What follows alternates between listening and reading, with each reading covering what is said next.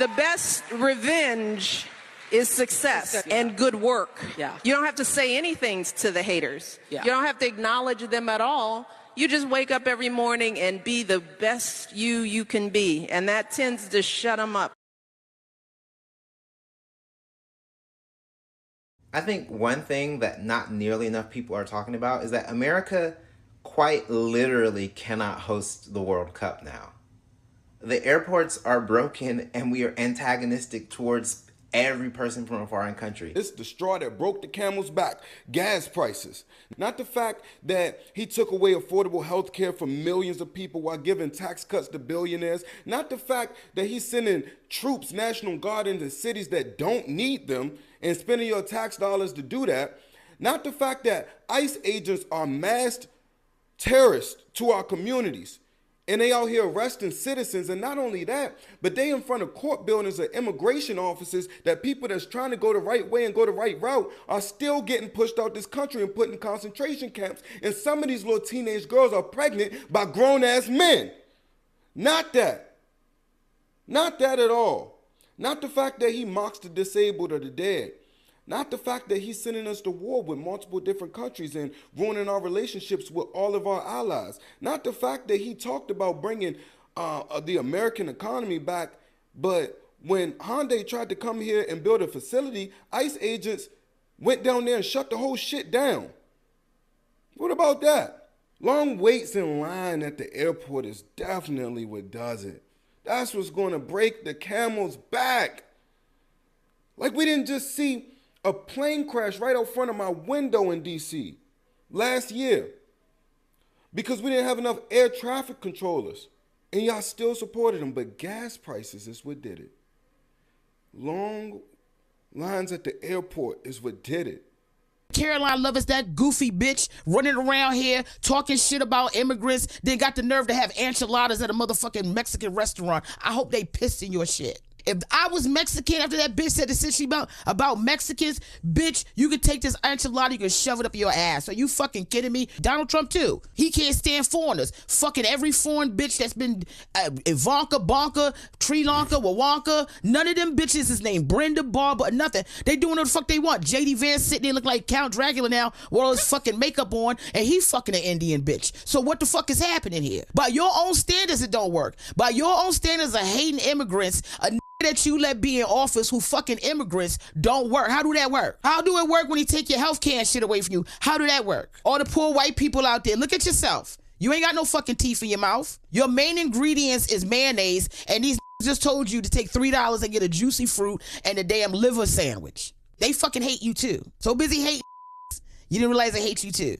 So welcome to being a I'm gonna be fine, because I've been a for 47 years, and I'm not doing no the white program for no white people that's like, what do we do now? I don't know, suffer.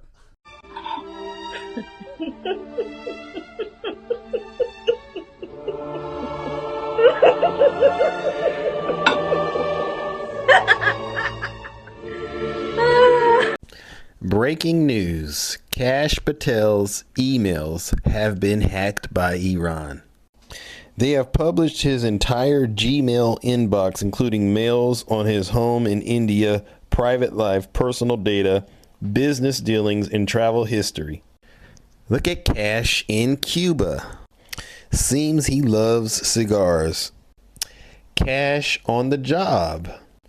Kash making strange faces. Kash in Cuba.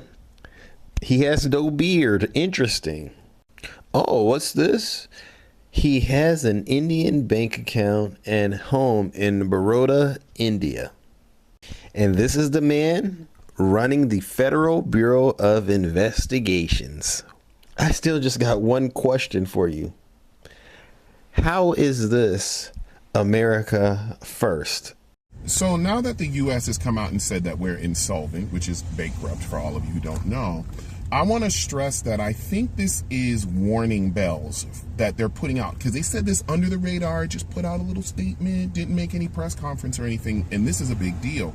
I think they're sounding the alarm bells that we may not be able to pay the interest we need to pay on our treasury bonds, which would send the U.S. into a massive recession, because the foreigners who don't get that money from us will then try to sell off those treasury bonds like crazy.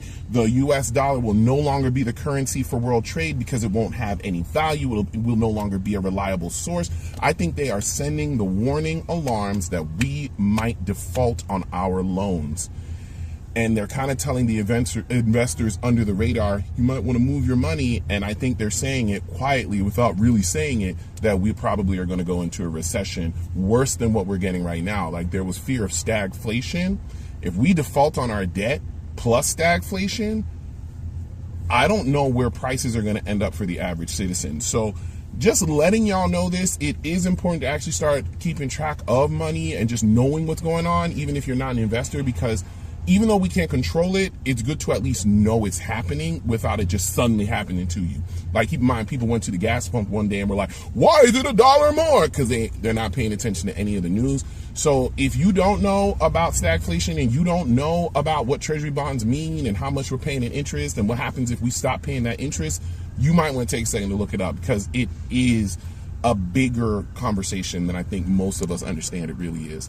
But y'all have a good day. There's no place in this country where the minimum wage gets you, you could afford rent as a single person. Not in the backwaters of Louisiana could you get a nice, comfortable living on 28 bands a year. Wait, no, on 12 bands a year. What is that fucking minimum wage? That is archaic. And why is it that hasn't been changed?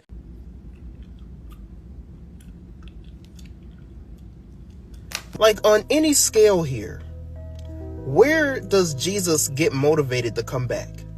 Like, if it wasn't through the transatlantic slave trade, if it wasn't through what happened, with the mustache man, if it wasn't through the Civil War, if it wasn't through World War I or II, where exactly do you think Jesus is actually going to come back? Why do you think he's going to come back? I think you now have to start asking questions. Confuse the enemy. Yep.